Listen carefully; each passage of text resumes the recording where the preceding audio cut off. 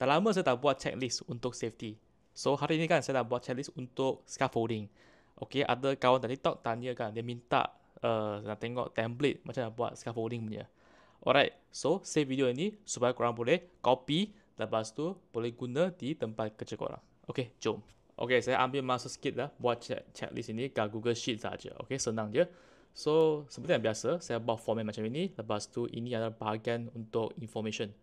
Alright, project, location, company, date dan time. Lepas tu, okay, bahagian ni sangat penting. Okay, content dia sangat penting lah. Dia scaffold components. So, korang boleh tambah tau, tak semestinya ikut ini. Macam lacing, bracing semua ni kan, ni biasa punya. Toolboard, ledger, okay, base plate. Kalau korang pernah buat scaffolding ini, korang tahu base plate dia apalah. Okay, housekeeping on scaffold. Okay, sini kan ada letak 14 je, tapi korang boleh tambah. So, berdasarkan size korang. Macam inilah.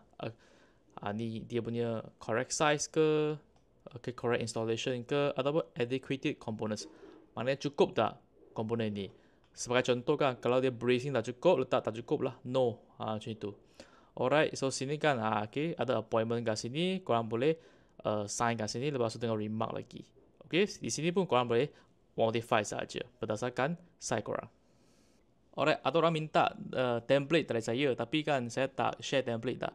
Tapi kalau boleh kan, you save video ini, lepas tu you salin bulat-bulat saja, ikut format ini.